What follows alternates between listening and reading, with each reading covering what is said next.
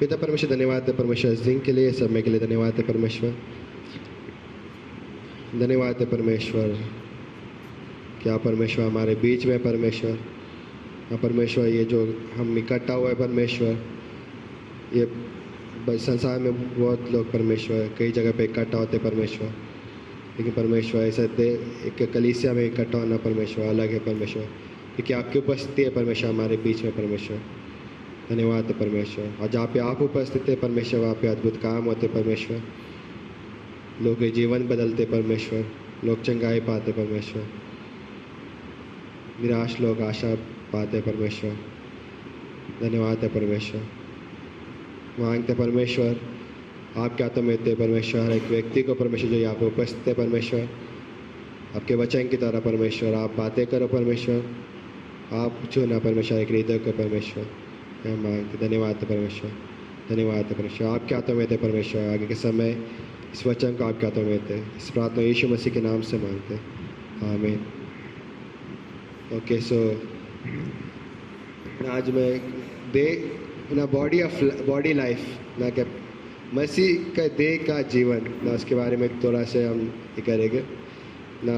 हम में से कई लोग इसके बारे में जानते हैं ना, इसलिए हम यहाँ पर हैं ना। हम कलीसिया कहते हैं बट क्या है मसीह की देह है ना, हम यहाँ पे जानते हैं बट ना अच्छा है ना, लेकिन इसके बारे में और जानना बहुत इम्पॉर्टेंट है ना। जितना हम आप देह के बारे में जानेंगे उतना हम उसमें सही तरीके से ना कार्य कर पाएंगे, क्योंकि हम अलग है ना।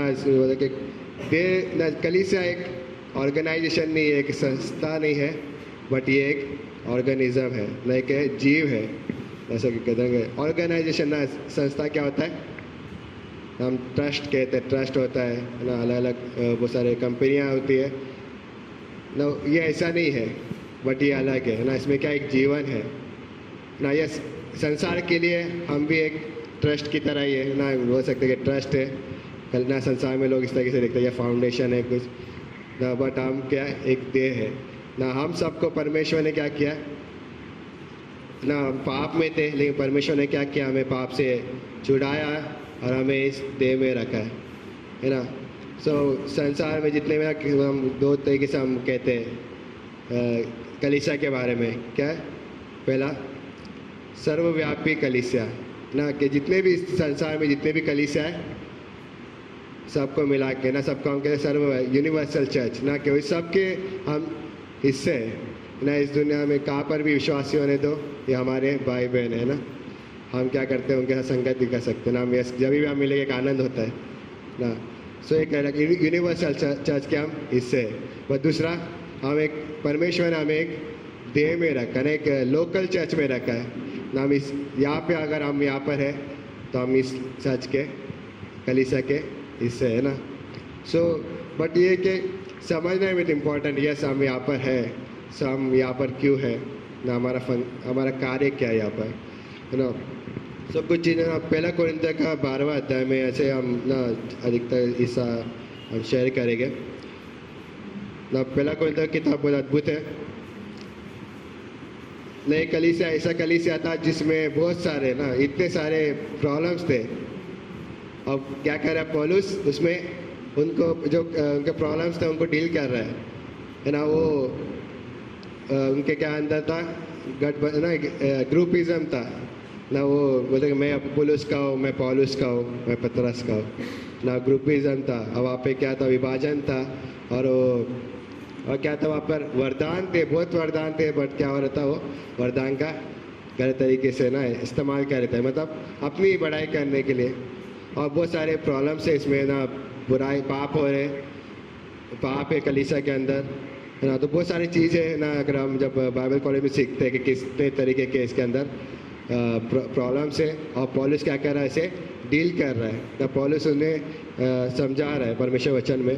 और इसमें से एक ये था कि देह के जीवन को समझना कठिन था इनको है ना। पहला कोरिन्थियों के 11वें अध्याय में देखते तो वहाँ पर देखता है क्या तुम्हारा इकट्ठा होना, तुम इकट्ठा होते हो तो क्या ना वो आना विभाजन के लिए ना, डिवीजन होता है वहाँ पर, और तुम एक साथ मिलकर ना ये नहीं करते जैसे प्रभु भोज के बारे में बोलते हैं।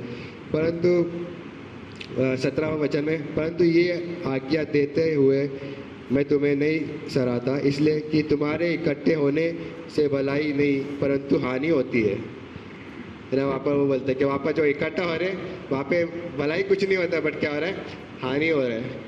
वहाँ दूसरा 12वां अध्याय में क्या कर रहा है वो पर ना, पौलुस वहाँ पर कुछ अद्भुत चीज़ों को रख रहा है ना, देह के जीवन के बारे में ना। यस, हम अलग अलग अंग है ना, हम कलीसिया में ना, लेकिन पौलुस क्या कह रहा है कि हम एक देह है।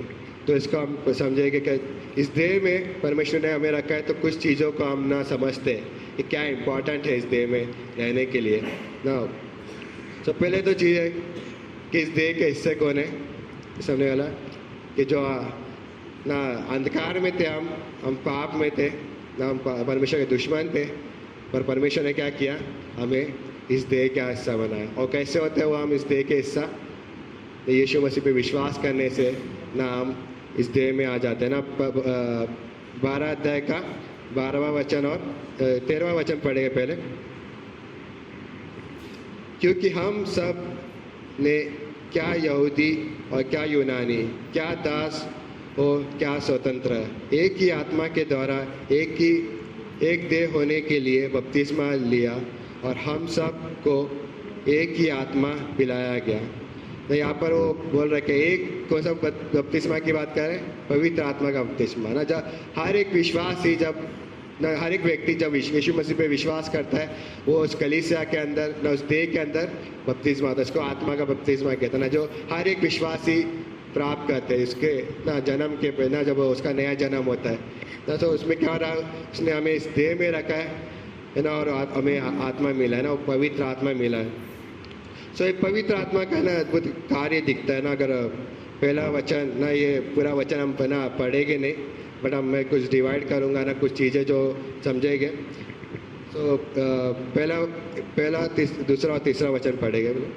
हे भाइयों, मैं नहीं चाहता कि तुम आत्मिक वरदानों के विषय में अज्ञान रहो। तुम जानते हो कि जब तुम अन्य जातीय थे तो गूंगी मूर्तियों के पीछे जैसे चलाए जाते थे वैसे चलते थे। इसलिए मैं तुम्हें चेतावनी देता हूँ कि जो कोई परमेश्वर की आत्मा की अगुवाई से बोलता है, जो कोई परमेश्वर की आत्मा की अगुवाई से बोलता है, वो नहीं कहता कि यीशु श्रापित है, और ना कोई पवित्र आत्मा के बिना कह सकता है कि यीशु प्रभु है ना। तो यहाँ पे पवित्र आत्मा का कार्य के बारे में पता लगे कि हमारे अंदर परमेश्वर ने क्या किया है, पवित्र आत्मा दिया है, और पवित्र आत्मा का वो कार्य कि हम यीशु को प्रभु मानते हैं और हम उसको ये ना स्वीकारता ये कबूल करते, यीशु प्रभु है ना। तो हमारे पहले जीवन का ना ये दिखता है कि ये हमारे नए जीवन का चिन्ह है कि हम क्या यीशु को क्या विश्वास करते हैं, यीशु के बारे में ना। और दूसरा, जैसे हम इस देह में हैं, तो इस देह में कुछ है ना, अभी जैसे हमने बोला एक जीवन है ना, एक जीव है ये, तो इस जीव में क्या कार्य करने के लिए कुछ तरीके से काम करना है ना। जैसे एक बॉडी है ना, जब बॉडी का बोल रहे हैं तो क्या बॉडी के अंदर क्या बहुत सारे अंग है और सबका अलग अलग फंक्शन है ना। तो अलग अलग फंक्शन है और वो कार्य करते हैं, अपना कार्य करते हैं उस समय पे ना। तो वैसे पवित्र आत्मा के द्वारा परमेश्वर ने क्या किया, हमें ना वरदान दिया है ना। तो 3 भाग हम पढ़ेंगे ना। पहला भाग है कि पवित्र आत्मा ने इस देह में हमें बढ़ने के लिए एक चीज़ दिया है, वो पवित्र आत्मा ने हमें वरदान दिया है ना। तो पहला कोरिन्थियों का 12 अध्याय का ना, अगर 4 से पढ़ेंगे, 4 से आगे तक, 4 से 11 वचन वो वरदानों के बारे में कहता है ना। तो एक वचन हम पढ़ेंगे, किंतु सबके लाभ पहुंचाने के लिए हर एक को आत्मा का प्रकाश दिया जाता है ना। तो ये वरदान परमेश्वर ने हमें दिया है, इस वरदान देने का मकसद बताता है। इसका मकसद क्या है कि हर एक के लाभ पहुंचाने के लिए है ना। इसमें वरदान का ये नहीं है कि हम हमारी उन्नति के लिए या फिर हमारे बारे में बताने हम कितने ये, बट ये क्या बोलता है, ये देह की उन्नति के लिए ना, देह का लाभ पहुंचाने के लिए क्या परमेश्वर ने हमें वरदान दिया है। और वरदान और हुनर में बहुत फ़र्क है ना। टैलेंट ना, जब कहते हैं कि बचपन से ये ना, मतलब बचपन से ना ये इस चीज़ में बहुत हुनर है ना, बहुत टैलेंटेड है ये सो ये क्या होता है, एक टैलेंट है ना, जो may be yes God given gift है, गॉड ने ना किसी व्यक्तियों को दिया जो बचपन से होता है, वो गिफ्ट है ना। बट दूसरा है एक जो है पवित्र आत्मा के द्वारा एक विश्वासी को जो गिफ्ट मिलता है, और ये अलग है ना। ये वरदान इस तरीके से नहीं है कि मतलब कि उसके टैलेंट पे डिपेंड है या फिर उसके पर्सनालिटी पे डिपेंड है, बट ये विपरीत है ना। पहला कोरिन्थियों का 11वां अध्याय का 12 अध्याय का 11वां वचन, इसमें ये बोलता है, परंतु है सब प्रभावशाली कार्य वही एक आत्मा कराता है, जिसे जो चाहता है वह बांट देता है ना। कैसे बताए, पहले तो हमें आत्मा ने हमें प्रकाश ना हमें वरदान दिया है ताकि देह की उन्नति के लिए, और दूसरा बोलता है कि 11वां अध्याय में कि किसके अनुसार दिया है, हमारे ना जैसा वो चाहता है वैसे ना। वो ऐसा नहीं क्या हमारे एजुकेशन के बेसिस पे ना, हमारे पर्सनालिटी की बेसिस पे ना, हमारे टैलेंट की बेसिस पे नहीं, लेकिन ये जैसा पवित्र आत्मा चाहता है वैसा उसने हमें वरदान दिया है। और इसका कारण क्या है, ये कि परमेश्वर महिमा पाए ना, एक व्यक्ति उसकी महिमा न पाए। हम कई बार यह कहते हैं एक दूसरे वाह ना अद्भुत है ना, हम एक दूसरे की ना प्रोत्साहित करते हैं वचनों के द्वारा ना उनके कार्य के लिए, बट हमें समझना है कि वो पवित्र आत्मा ने हमें वो वरदान दिया है, और वो जो व्यक्ति होता है ना वो समझ पाता है कि कई बार यस ये मेरे योग्यता में नहीं था ना, मैं ये नहीं कर सकता था, लेकिन परमेश्वर ने मुझे यहाँ पर रखा है, परमेश्वर ने मुझे ये ना सामर्थ्य ताकि मैं इस चीज़ों को कर सकूँ। तो वरदान ना किसके पास है वरदान, हर किसी को ना, हर एक के लाभ के लिए सभी को ना। 7वां वचन में बोलता है, किंतु सब के लाभ पहुँचाने के लिए हर एक को आत्मा का प्रकाशन मिला है ना। हर एक व्यक्ति ना, इस जगह पे जितने भी व्यक्ति बैठे हैं ना, हर एक के पास परमेश्वर ने क्या किया है, वो आत्मा का प्रकाशन दिया ना। जो आत्मा का जो प्रकाशन का जो वर्ड है यूनानी शब्द में बोलते हैं गिफ्ट के लिए जो वर्ड है करिश्मा ना, जो अनुग्रह के लिए जो शब्द है करिश्मा जो वर्ड है, इसका मतलब ये है कि वो अनुग्रह का मतलब ये जिसके हम योग्य नहीं थे वो हमें मिलना। तो वरदान भी ऐसी है जिस हमारे योग्यता के अनुसार नहीं दिया, लेकिन परमेश्वर ने हमें दिया है ताकि हम उसका लिसाक में इसको इस्तेमाल करें ना। तो वरदान के अलग अलग प्रकार है ना, यहाँ पे लिखा है 8 से लेके 10 तक बोलता है, अलग अलग वरदान के बारे में लिखता है। और इवन बाइबल के अलग हिस्सों में भी लिखता है, रोमियो का 12वां अध्याय, इफिसियों का 4था अध्याय, पहला पतरस का 4था अध्याय ना। अगर आप कोई लिख रहे तो आप लिख सकते हैं 12वां अध्याय का 4 से 8, और आप पर्सनली आप स्टडी कर सकते हैं ना, इफिसियों का 4 का 11 और पहला पतरस का 4 का 9 से 11 ना। इसमें क्या किया, वरदानों के बारे में दिखा है कि यदि किसी के ना जो वरदान ना अलग अलग टाइप के वरदान है ना, किसी को प्रोत्साहित करने का वरदान है, गीत गाने का ना, किसी को प्रचार करने का, हर एक को परमेश्वर ने क्या किया, अलग अलग वरदान दिया है ताकि उस वरदान को इस्तेमाल करें। तो यस, तो हमारे पास जो वरदान है तो हमें क्या करना है, इस्तेमाल करना है ताकि हर एक लोग उन्नति पाए ना। और परमेश्वर ने लोग कल्चर्स में रखा तो उन्नति के लिए, हम भी उन्नति पाए दूसरों के द्वारा, और हमारे द्वारा दूसरे भी उन्नति पाए। तो ये इम्पोर्टेंट है कि ना पहले तो ये समझना कि परमेश्वर ने अगर मुझे यहाँ पे रखा है तो परमेश्वर ना एक योजना से रखा है, और परमेश्वर ने मुझे एक वरदान दिया है। तो क्या है वो वरदान है ना, हम कैसे समझ पाए कि वरदान को ना हम डायरेक्टली पवित्र आत्मा हमको ये नहीं बताएगा यस तुम्हारे पास ये वरदान है, बट एक चीज़ से हम चीज़ नहीं समझ पाते कि क्या मेरे इस काम कार्य के द्वारा कलीसिया की उन्नति हो रही है ना। देख चर्च में अलग अलग हिस्से है ना, वर्शिप है लाइक ना, और चिल्ड्रन मिनिस्ट्री है, अशरिंग है ना, लेडीज़ बाइबल स्टडी है ना, अलग चीज़ होते रहता है ना। और उसमें क्या करते हैं, हम उस वरदानों का इस्तेमाल करते हैं ताकि क्या करें, एक दूसरे की उन्नति कर पाए ना। तो हम इसमें ज़्यादा समय नहीं ये करेंगे ना, नेक्स्ट हिस्सा में जाएंगे। बट ये चीज़ है कि परमेश्वर ने हमें वरदान दिया है ताकि हम इस्तेमाल करें ना। तो अगर हमें उस वरदान का ना नहीं पता है तो एक परमेश्वर मुझे उस वरदान को इस्तेमाल करने के लिए मदद करो ना, ताकि मैं दूसरे की उन्नति कर पाऊँ ना। तो अद्भुत है ना, ये लास्ट वीक में हमने प्रेयर टाइम था, नाइट प्रेयर था।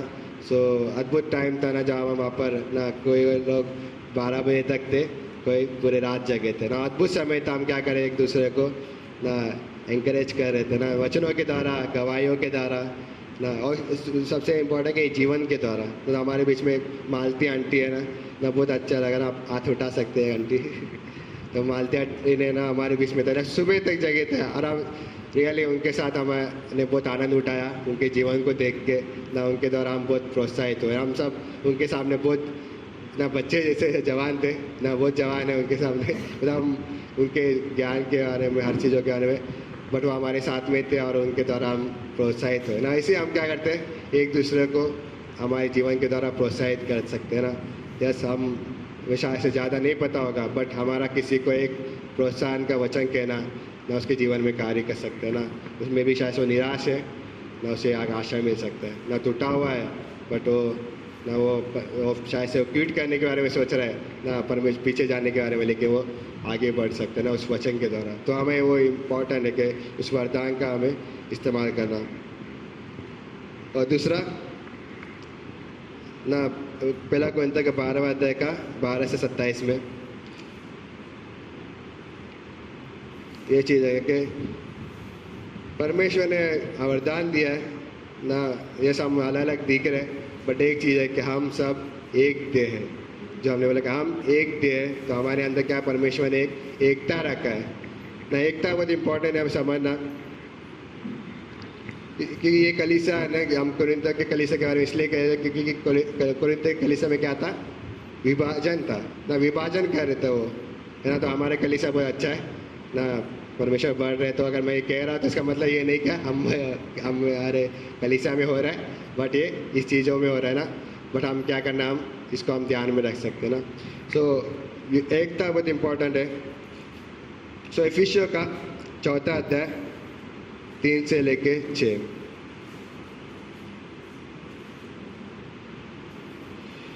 क्राउड में से कोई पढ़ सकते हैं? इफिसियों का 4वां अध्याय 3 से लेके 6। और मेल के बंधन में आत्मा की एकता रखने का यत्न करो। एक ही देह है और एक ही आत्मा, जैसे तुम्हें जो बुलाए गए थे अपने बुलाए जाने से एक हो। एक ही आशा है, एक ही प्रभु है, एक ही विश्वास, एक ही बपतिस्मा, और सबका एक ही परमेश्वर और पिता है, जो सबके ऊपर और सबके मध्य में और सब में है। हाँ, तो यहाँ पर क्या, पहले तो तीसरा अध्याय में मेल के बंधन में आत्मा की एकता रखने का यत्न करो, है ना। इसमें कौन सा एकता है? आत्मा की एकता ना। उसमें बोलता है बनाने नहीं बोलता है एकता को, एकता बनाओ नहीं कहता है, बट एकता रखना ना। इंग्लिश में ऐसा बोलता है कि ना, मतलब उसको बनाए रखने का कोशिश करो, हमें अगर साधारण भाषा में बोलता। तो एकता हमारे अंदर ऑलरेडी है इस देह में, क्योंकि हम एक देह के से ना, इसमें बोलता क्या क्या चीज़ है, एक प्रभु है, एक आशा है, एक विश्वास, एक बपतिस्मा, एक परमेश्वर पिता ना। तो इसके लिए हमारे पास एक है चीज़ है, इसलिए हम क्या है, हमारे अंदर वो एकता है। बट कई बार ना क्या हो सकता है ना, शैतान ना, कलीसिया जब प्रेरित काम के किताब में जब कलीसिया बढ़ रही थी तो उनको सताव लेके आए, बस सताव के वजह से वो बंद नहीं हुआ, लेकिन सताव से और बढ़ने लग गए ना। और क्या है, लोगों का जीवन बदल रहा था, लोग उद्धार में आ रहे थे। बट तो प्रेरित काम का अगर देखें तो उसमें कुछ और चीज़ें भी हुए कि शैतान ने क्या लाया, कुछ झूठी शिक्षाओं को लेकर आया, है ना। तो कोई झूठी शिक्षाओं को लेकर आना या फिर आपस में फूट डालना, बहुत सारी चीज़ें शैतान कई बार कर सकता था कि वो उस एकता को तोड़ने के लिए। लेकिन क्या अगर वो एकता होगा तो क्या होगा, हम बढ़ते जाएंगे, नागरिक का उन्नति होगा। तो एकता तो है, बट क्या बोलता है वो, बहुत सारी चीज़ें हो सकती है, बट इसको बोलते हैं एकता को बनाए रखना ना। तो यस, हम सब के अंदर पापी स्वभाव है ना। हम सब नया जीवन मिला है, बट हमारे अंदर वो पुराना पापी स्वभाव अभी भी। और कई बार बहुत सारी चीज़ें हो सकती है, बट हम क्या करते हैं, हम इसे समझते हैं कि हम एक देह है ना, हम एक दूसरे के अंग है ना। हमारे शरीर में अगर किसी भाग में ना, इसमें अगर पहला कोरिन्थियों में पढ़ेंगे तो उसमें बोलता है ना कि अगर किसी भाग में प्रॉब्लम होता है तो क्या करते हैं ना, अगर हमारा कहीं ना कोई सा हम शरीर में कोई प्रॉब्लम हो रहा है तो हम क्या करते हैं, इलाज करते हैं ना। हम उस पार्ट को निकाल के बाहर नहीं करते ना, क्योंकि हम एक देह है ना। सो पहला कोरिन्थियों का 12वां अध्याय में फिर से जाएंगे। तो इसमें तीन चीज़ है समझना बहुत इम्पोर्टेंट है। पहला तो 14वां वचन है, इसलिए कि देह में एक ही अंग नहीं परंतु बहुत से है ना। सबसे पहला ये चीज़ है, एक ही अंग नहीं बहुत से ना। हर एक के पास परमेश्वर ने वरदान दिया है और सबके अलग अलग वरदान है ना। जब डॉक्टर स्टीवन इस बुधवार के क्लास में कह रहे थे बहुत ना कि लेडीज़ और जेंट्स में ना बहुत सारे नेचर वाइज परमेश्वर ने एकदम अलग बनाया है ना। जैसा लेडीज़ का सोचने का तरीका है ना, वैसा पुरुषों का नहीं है, उनका एकदम अलग है ना। दोनों का एकदम अलग है, लेकिन गॉड ने क्या किया, उनको एक किया ना। जो शादी के द्वारा एक करते हैं, शादी के द्वारा है ना, वैसे कलीसिया में परमेश्वर ने हमें क्या किया, एक देह में रखे। तो हम सब एक दूसरे से अलग है, तो परमेश्वर ने हमें अलग अलग वरदान दिया है, बट हम एक देह है। और हमें क्या करता है, गॉड बोलता है उस एकता में ना बने रहो। यस, वे भी ना इसमें आगे पढ़ते हैं। उसके बाद यदि 15वां वचन, यदि पाँव कहे मैं हाथ नहीं इसलिए देह का नहीं, तो क्या वो इस कारण देह का नहीं? और यदि कान कहे कि मैं आँख नहीं इसलिए देह का नहीं, तो क्या वह इस कारण देह का नहीं? यदि सारी देह आँख ही होती तो सुनना कहाँ होता? यदि सारे देह कान ही होती तो सूंघना कहाँ होता? परंतु सचमुच परमेश्वर ने अंगों को अपनी इच्छा के अनुसार एक एक करके देह में रखा है ना। अद्भुत है कि इसमें अद्भुत केवल था कि ना पाँव ये नहीं कह सकता कि मैं हाथ नहीं हूँ तो इस देह का हिस्सा नहीं हूँ, है ना, मैं देह नहीं हूँ। ना ही आँख कान से ऐसा कह सकता ना। ये चीज़ में ना दो चीज़ें, ये पार्ट है और एक और है ना। पढ़े पहला तो ये चीज़ के ना कह रहे कि मैं भी शायद से मैं ना कुछ चीज़ मैं देख रहा हूँ ना, मैं शायद से उस तरीके से इस्तेमाल नहीं हो पा रहा हूँ जिस तरीके से बाकी लोग इस्तेमाल हो रहे हैं। तो मैं ये कह सकता कि ये मैं इस देह का हिस्सा नहीं हूँ ना। शायद से ना मैं गॉड ने मुझे ना भाई ये देह मेरा नहीं है ना। ये चीज़ है कि ये ना ये मेंटालिटी कई बार ना इस तरीके से शैतान ना, कई बार ये सोच विचार हमारे अंदर आ सकता है ना। एकता के बारे में इसमें बोलता है ना, अगर ये चीज़ अगर हमारे मन में आएगा तो क्या होगा, मतलब ये मैं इनका हिस्सा नहीं हूँ ना। कह सकते कि आप लोग हैं के बट मैं अलग हूँ ना, मैं इनका हिस्सा नहीं हूँ, ये सोचे। दूसरा एक और है ना, इसमें 21वां वचन 20 भी पढ़ते हैं। परंतु अब अंग तो बहुत है परंतु देह एक ही है। आँख हाथ से नहीं कह सकती है मुझे तेरी आवश्यकता नहीं, और न सिर पाँव से कह सकता है मुझे तेरी आवश्यकता नहीं। परंतु देह के वे अंग जो दूसरों को निर्बल लगते हैं वो बहुत ही आवश्यक है। नई चीज़ है। दूसरा पार्ट में क्या आता है कि मुझे तुम्हारी आवश्यकता नहीं ना। वो चीज़ है कि पहले तो क्या ये सोचना कि मैं इस देह का हिस्सा नहीं हूँ, या दूसरा कि मुझे तुम्हारी आवश्यकता नहीं ना। ये दो अलग अलग विचार आ सकते हैं ना कि यस। और ये चीज़ें कई बार ना शैतान ना लगे कर ना हमारे अंदर सोच विचार आ सकते हैं, और हम क्या कर सकते हैं, इस कलीसिया से ना बढ़ने की जगह पे हम क्या हो सकते हैं, कलीसिया से दूर हो सकते हैं ना। क्योंकि ये सोच विचार में भी मैं इसका हिस्सा नहीं हूँ या फिर मुझे इनकी आवश्यकता नहीं। बट ये क्या बोलता है कि हमको एक दूसरे की आवश्यकता है ना। हम एक दूसरे के बिना बढ़ नहीं सकते, हमें चाहिए ना। परमेश्वर ने ना हमें ये जैसे एक जब बच्चे का जन्म होता है तो बच्चे को अस्पताल में छोड़ नहीं देते, बट क्या करते हैं, उसे घर पे लेके आते हैं, उसका पालन पोषण करते हैं, और वो क्या होता है, वो बढ़ता है ना। जब हम देखते हैं ना, में भी बहुत सारे लोग हैं जो परिवार से ही परिवार में नहीं हो पाते, तो क्या होता है, उनका जीवन कैसा होता है ना। पर जो हम परिवार में होते हैं तो क्या होता है, हमारा जीवन अलग होता है ना। हम धन्यवाद कर सकते हैं परमेश्वर के लिए कि हमें परमेश्वर ने परिवार में रखा है, इसलिए हम हमारे पास जो है वो है ना। तो ऐसे ही परमेश्वर ने हमें इस देह में रखा है।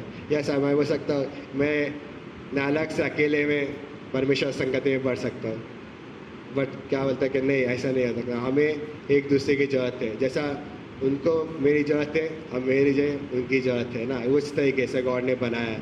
तो हम एक दूसरे को ना इसमें बोलते हैं कि आँख कहाँ से नहीं कह सकती कि मुझे तुम्हारी आवश्यकता नहीं है ना। सो जस्ट यूनिटी का इच्छा है कि हमें एक दूसरे को गॉड ने बनाया उस तरीके से। और गॉड ने इसमें बोलता है कि शरीर को जिस तरीके से गॉड ने रखा है ना, जैसा आत्मा ने अपनी इच्छा के अनुसार वरदान दिया है, वैसे परमेश्वर ने शरीर को भी उसी तरीके से बनाया है ना। लेकिन हमको गॉड ने कितना खूबसूरत बनाया ना, सब चीज़ पोजीशन में। हमें नहीं पता कि आँख यहाँ पर क्यों है, कान यहाँ पर क्यों है। गॉड ने इस तरीके से बनाया ना, एग्जैक्टली सही तरीके से गॉड ने बनाया हमको। सो हम क्या करते हैं, उस पर विश्वास करते हैं। वैसे गॉड कलीसिया के अंदर हर एक को गॉड ने वरदान दिया है और गॉड हर एक का अलग अलग हिस्सा है, और उस जगह पे हम क्या करते हैं, कार्य करते हैं, और इस तरीके से कलीसिया की उन्नति होती है। और हम क्या करते हैं, परमेश्वर की महिमा करते हैं ना। हम वहाँ पे ना हम एक दूसरे को ये नहीं कहते कि I am better than you, ना मैं तुमसे बेहतर हूँ ना, बट हम कहते हैं यस, मेरा कुछ चीज़ मैं कर सकता हूँ जो आप नहीं कर सकते, कुछ चीज़ आप कर सकते तो मैं नहीं कर सकता। बट हम सबको एक दूसरे की आवश्यकता है ना। इस देह में बढ़ने का ये इम्पोर्टेंट है, एकता इम्पोर्टेंट है कि हम उस एकता में क्या हो, बढ़ते जाए। अगर आप कमज़ोर है ना, इसमें बोलता है कि अगर हम यदि कोई अंग कमज़ोर है ना, 23वां वचन, देह के जिन अंगों को हम आदर के योग्य नहीं समझते उन्हीं को हम अधिक आदर देते, और हमारे शोभाहीन अंग और भी बहुत शोभामय हो जाते हैं। फिर भी हमारे शोभायमान अंगों को इसकी आवश्यकता नहीं, परंतु परमेश्वर ने देह को ऐसा बना दिया है कि जिस अंग को आदर की घटी थी उसी को और भी बहुत आदर मिले ना। उस तरीके से गॉड ने हमको बनाया है कि हम क्या करें, एक दूसरे को। जैसे कोई व्यक्ति विश्वास में नया है, बढ़ रहा है, कोई व्यक्ति विश्वास में कई समय से ना, कोई कमज़ोर है, कोई बलवान थे, बट क्या होता है, हम एक दूसरे को ना समझ पाते, एक दूसरे की कमज़ोरियों को समझ पाते, स्ट्रेंथ को समझ पाते, और एक दूसरे को मदद करते हुए हम क्या करते हैं, आगे बढ़ते हैं ना। कलीसिया में बढ़ने वो एक चीज़, हम एक दूसरे को समझ पाते हैं। हम हर इंसान में कोई ना कुछ कमज़ोरी है और कोई ना कोई अच्छी बात है, और हम चीज़ों को लेते हैं और हम क्या करते हैं, मदद करते हैं एक दूसरे को बढ़ने में उस देह के बिना। सो लास्ट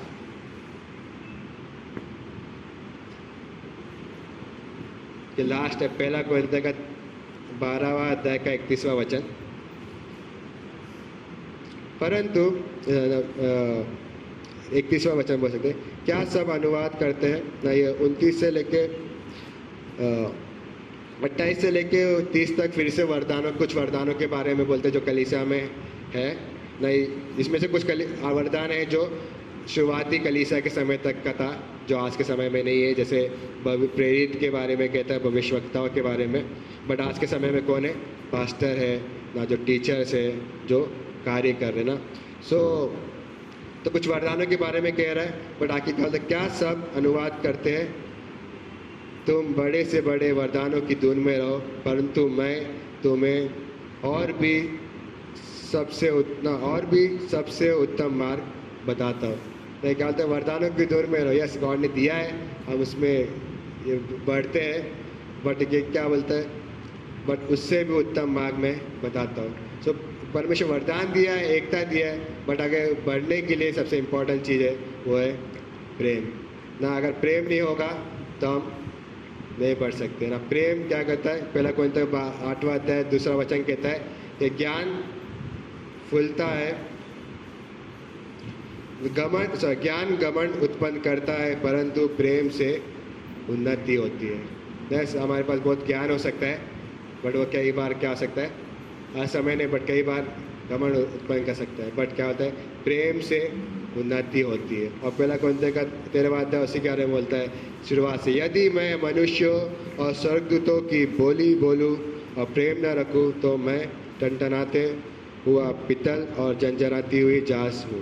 और यदि मैं भविष्यवाणी कर सकूँ और सब वेदों को और सब प्रकार के ज्ञान को समझूँ और मुझे यहाँ तक पूरा विश्वास हो कि मैं पहाड़ों को हटा दूँ, परंतु प्रेम न रखूँ तो मैं कुछ भी नहीं।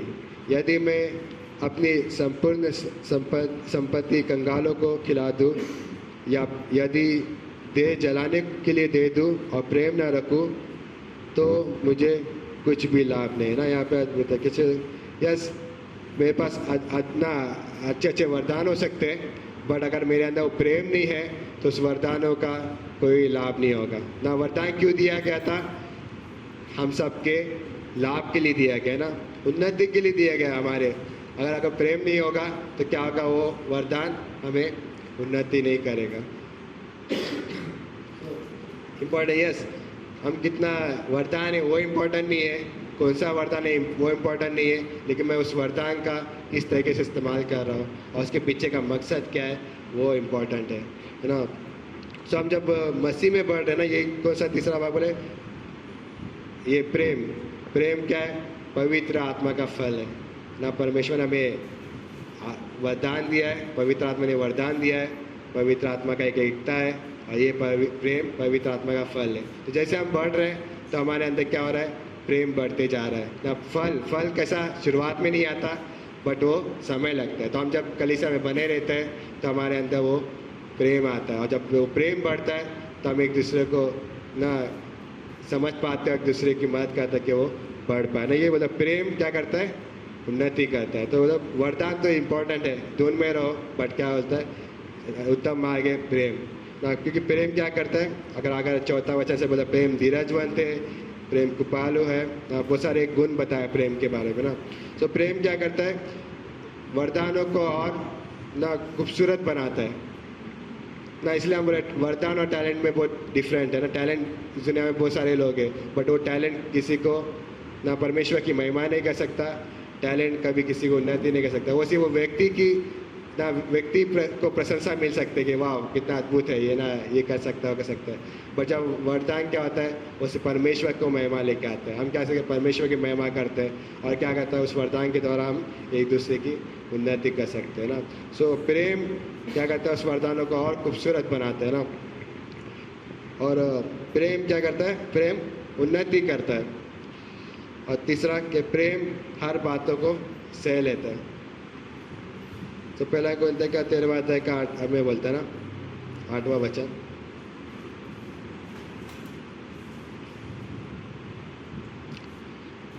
वह सब बातें, 7वां वचन, वह सब बातें सह लेता है, सब बातों की प्रतीति करता है, सब बातों की आशा रखता है और सब बातों में धीरज धरता है। प्रेम कभी टलता नहीं है। और अगर भविष्यवाणियाँ हो तो समाप्त हो जाएगी, भाषाएं हो तो जाती रहेगी, ज्ञान हो तो मिट जाएगा, है ना। सब चीज़ खत्म हो जाएगा, लेकिन प्रेम कभी खत्म नहीं होगा। प्रेम हर चीज़ों को सहन कर लेता है ना। तो प्रेम इम्पोर्टेंट है ना, कि जैसे हम बढ़ रहे हैं, परमेश्वर क्या कर रहा है? हमारे हृदय के अंदर प्रेम बढ़ा रहा है। प्रेम किसके लिए? पहला तो इम्पोर्टेंट है प्रेम परमेश्वर के लिए।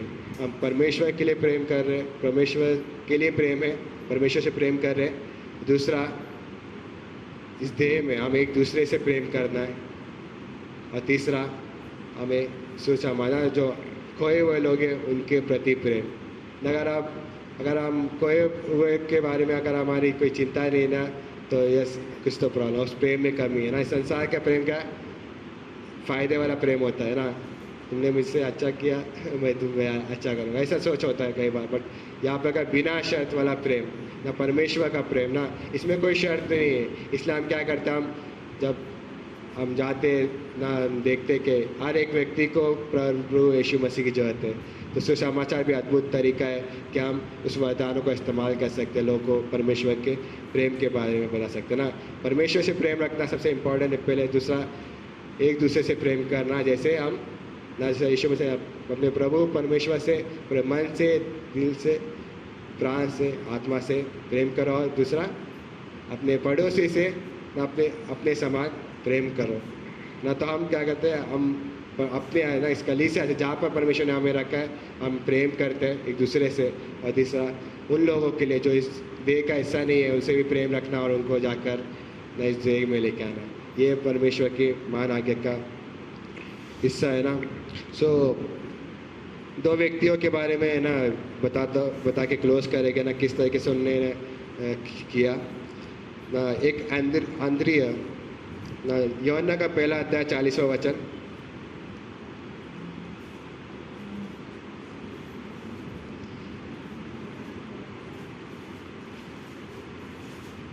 ना इसका एक अद्भुत सेवकाई था। उन दोनों में से एक यूहन्ना की बात सुनकर यीशु के पीछे हो लिए थे। एक सिमोन पतरस का भाई अंद्रियास था। सो अंद्रियास ना कौन था? सिमोन पतरस का भाई था ना। इसका एक अद्भुत सेवकाई है ना। यहाँ पे 3 जगह पे हम इसके बारे में मिलता है और उस पर 3 जगह पे एक चीज़ वो कर रहा है कि वो यीशु मसीह के पास लोग को लेके आ रहा है। पहला तो एक चीज़ उसने अपने भाई पतरस को यीशु मसीह के पास लेके आया यहाँ पर है ना। और फिर यूहन्ना का 6वां अध्याय में 8वां वचन 8 से लेकर 9 में जब लोग भूख से ना जब यीशु मसीह के पीछे चल रहे थे और वो बहुत दूर आ चुके थे शहर से, और क्या बोलते हैं यीशु मसीह उन्हें खाने को दो, और वहाँ पे खाना नहीं है। और वहाँ पे एक छोटे बच्चे के पास कुछ रोटियाँ थी और मछलियाँ थी, तो उस बच्चे को क्या किया? उसने यीशु मसीह के पास लेके आया। और यीशु मसीह ने क्या किया? यीशु मसीह ने उस ना रोटी और मछली को ना आशीषित किया और मल्टीप्लाई किया, और क्या हुआ? हर एक व्यक्ति क्या हुआ उसका ना खा पाए और आनंद उठा पाए ना। और तीसरे बार 12वां अध्याय का 20 से लेके 22 में वहाँ पे कुछ यूनानी लोग हैं जो यीशु मसीह को देखना चाहते थे और ये उसके पास आ रहे थे, और वो फिलिप के पास आता है और फिलिप अंद्रियास के पास लेके आता है और अंद्रियास वो यीशु मसीह के पास लेके आता है। तो उसका एक अद्भुत सेवा का ये था कि वो हमेशा लोगों को यीशु मसीह के पास लेके आता है ना, कि उसको पता है कि सही जगह कहाँ पर है। और जब भी वो लेके आया ना, गॉड ने अद्भुत काम किया ना। पतरस को देखते हैं ना कि पतरस को किस तरीके से परमेश्वर ने इस्तेमाल किया ना। उस बच्चे के पास जो रोटी और मछली थी उसको किस तरीके से परमेश्वर ने इस्तेमाल किया ना। जो यूनानी लोग ज़्यादा कुछ लिखा नहीं, बट वो यीशु मसीह को खोज रहे थे, देखना चाहते थे, और वो यीशु मसीह के पास लेके आए और विश्वास करता है उनका जीवन बदला होगा ना। सो ये इसका सेवा का है, ज़्यादा नहीं है ना। अंद्रियास के बारे में ज़्यादा लिखा नहीं है। वो सिमोन पतरस यूहन्ना याकूब की तरह यीशु मसीह के ज़्यादा करीब नहीं था, बट वो हमेशा लोगों को यीशु मसीह के पास लेके आता था। वो इसका सेवा का एक हिस्सा था। और दूसरा एक व्यक्ति है बरनबास के बारे में भी ज़्यादा कुछ नहीं लिखा है ना, इसलिए हम कह रहे कि कई बार बहुत सारे लोगों की सेवा का ना एक हिडन होगा, गुप्त में होगा, वो भी शायद से दिख रहा नहीं है वो, बट वो सेवा का ही कर रहे है ना। और वो एक दिन हम यीशु मसीह के सामने हमें उस चीज़ पता चलेगा ना। तो बरनबास भी एक है। बरनबास का नाम का मतलब प्रेरित काम का 4वां अध्याय 36वां वचन में लिखता है।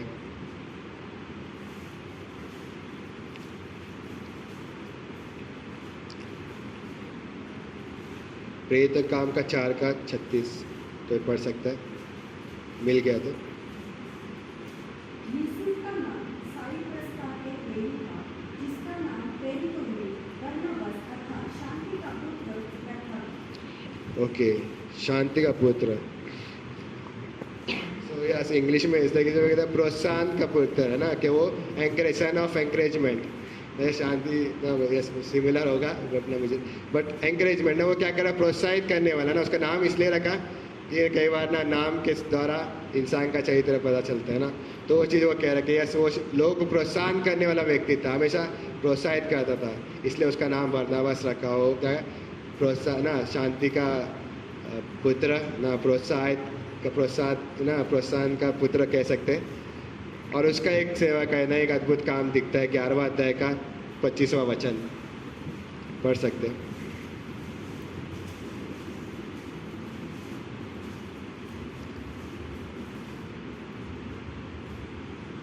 ग्यारहवां अध्याय का 25वां प्रेरित काम का ही।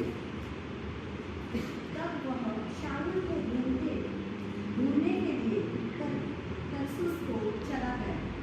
या वो शाऊल को ढूंढने के लिए तरसुस को चला गया ना। तो यहाँ पर वो अंतियोक की कलीसिया में आया है, कलीसिया में जो परमेश्वर के कार्य हो रहे हैं वो देखने के लिए, और उसके बाद बोलता है वो तारसुस चला गया पौलुस को ढूंढने के लिए तो पौलुस वहाँ पे क्या कर रहा था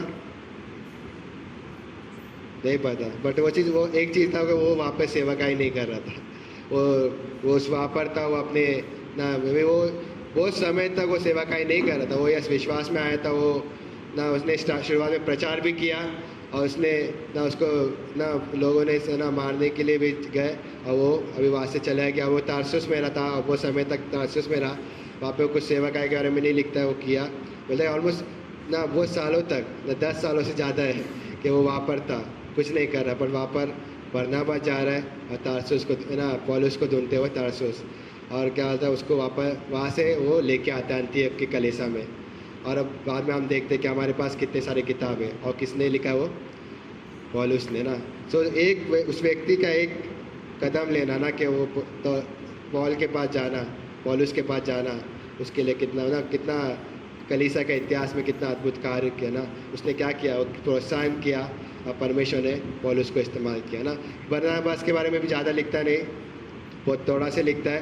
वो पौलुस और बरनबास साथ में गए ना मिशंस में, और एक समय ऐसा भी आया कि वहाँ पे उनके बीच में कुछ प्रॉब्लम्स भी आए, बट वो अलग भी हो गए। बट वो एक दूसरे से ना, उनके अंदर कोई दूसरे के प्रति ना कड़वाहट नहीं थी, बट वो अलग हो गए। बट उसने भी सेवकाई की और उसने भी सेवकाई की और परमेश्वर ने इस्तेमाल किया ना। पौलुस को उसने लेके आया, बट वो क्या होता है, पौलुस को परमेश्वर ने इस्तेमाल किया, ज़्यादा अधिक इस्तेमाल उससे ज़्यादा किया ना। वो चीज़ है कि मैं भी ना, वो चीज़ है कि हमारी सेवकाई में यस प्रोत्साहन करना ना अद्भुत है ना, कि हम किसी को कुछ अद्भुत परमेश्वर के वचन के द्वारा कुछ बातें कहना किसी का जीवन में अद्भुत काम कर सकते हैं। हमें नहीं पता जो व्यक्ति बैठा है वो कल क्या होगा, कल कहाँ पे पहुँचेगा, बट हमारे वचन ना उसको परमेश्वर में और बढ़ने के लिए मदद कर सकते हैं ना। सो ये अद्भुत है कि ना परमेश्वर वरदान दिया है, हमारे अंदर एक एकता है, और सबसे इम्पोर्टेंट हमारे अंदर क्या इम्पोर्टेंट चाहिए, प्रेम। जो प्रेम के द्वारा क्या हो सकता है, इस वरदानों को सही तरीके से इस्तेमाल किया जा सकता है ना। सो आमीन। प्रार्थना करते हैं।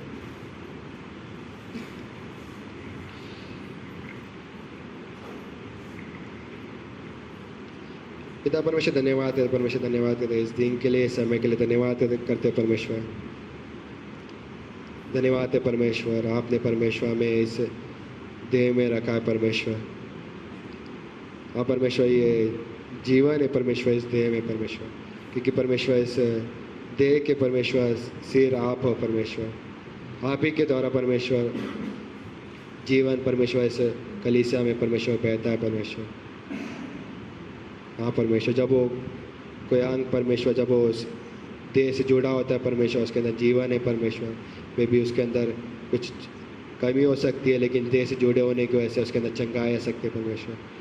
हाँ परमेश्वर, वैसे परमेश्वर जहाँ इस कलीसिया में परमेश्वर हर एक व्यक्ति किसी न किसी चीज़ों से जा सकता है परमेश्वर, लेकिन इस देह से जुड़े रहने से अद्भुत चंगाई हो सकती है परमेश्वर। विश्वास करते परमेश्वर, हेल्प करो परमेश्वर हर एक व्यक्ति को कलीसिया से जुड़े रहने के लिए, इस देह से जुड़े रहने के लिए परमेश्वर। यह मांगते परमेश्वर। कई बार परमेश्वर सोच विचार आ सकता है कि मैं इस देह का हिस्सा नहीं हूँ या फिर मुझे इसकी ज़रूरत नहीं है, बट मदद करो परमेश्वर कि समझने के लिए परमेश्वर, हम जहाँ पर भी आपने रखा हम उस देह के हिस्सा है और हमें एक दूसरे की ज़रूरत है परमेश्वर। हर एक को परमेश्वर आपने अलग अलग वरदान दिया है, ताकि परमेश्वर कोई व्यक्ति घमंड न करे कि मेरे द्वारा इस चीज़ें हो रही है परमेश्वर, लेकिन पूरा महिमा परमेश्वर आप ही को मिले परमेश्वर। मैं मांगते धन्यवाद है परमेश्वर, धन्यवाद है आपको देते, आपके हाथों में थे परमेश्वर एक व्यक्ति को परमेश्वर। विश्वास करते परमेश्वर वचनों के द्वारा आपने बातें किया परमेश्वर। मत करो परमेश्वर, जो वरदान आपने हर एक व्यक्ति को दिया परमेश्वर, उस वरदानों को इस्तेमाल करने के लिए परमेश्वर इस कलीसिया में परमेश्वर, ताकि हर एक व्यक्ति वो उन्नति पाए परमेश्वर। हम मांगते परमेश्वर, हेल्प करो परमेश्वर। और हम प्रार्थना करते परमेश्वर, हेल्प करो परमेश्वर कि हमारे अंदर प्रेम को और बढ़ाओ परमेश्वर, क्योंकि हमारे पास वरदान हो सकता है, लेकिन बिना प्रेम के परमेश्वर उसका परमेश्वर कोई लाभ नहीं होगा परमेश्वर। हेल्प करो परमेश्वर एक दूसरे से प्रेम करने के लिए परमेश्वर, और अधिक परमेश्वर और एक दूसरे को परमेश्वर प्रोत्साहन करने के लिए मदद करना परमेश्वर। धन्यवाद है परमेश्वर, धन्यवाद है परमेश्वर। यदि इस समय पे यहाँ पे कोई व्यक्ति है जो अभी तक यीशु मसीह को अपना उद्धार करता करके स्वीकार नहीं, उनके लिए एक समय ये है कि इस समय आप विश्वास कर सकते हैं यीशु मसीह पे कि यीशु मसीह, मैं आप पे विश्वास करता हूँ। मैं विश्वास करता हूँ कि आपने मेरे पापों के लिए परमेश्वर उस क्रूस पे बलिदान हुए, आपने आपका लहू बहाया। ये विश्वास करना आपका जीवन बदल सकता है। आप ये चीज़ कह सकते हैं कि यीशु, मैं आप पे विश्वास करता हूँ, मेरा जीवन बदलो। तो ये कहना आपके एक नया जीवन मिल सकता है और आपको इस देह के से जुड़ सकते हैं, और इस देह के जो देह में जो आप परमेश्वर ने आशीष रखा है उसका आप हिस्सा ले सकते हैं। यदि आप अब तक ने आपने प्रे नहीं किया तो आप ये प्रे कर सकते हैं कि यीशु, मैं आप पे विश्वास करता हूँ। धन्यवाद है परमेश्वर, धन्यवाद है परमेश्वर। फिर से हर एक को आपके हाथों में थे परमेश्वर, आप मदद करो परमेश्वर। आप जानते हैं परमेश्वर कि कौन व्यक्ति किस चीज़ों से जा रहा है परमेश्वर, और कौन कहाँ पर खड़ा है परमेश्वर, अपने आत्मिक जीवन में, अपने पर्सनल लाइफ में परमेश्वर।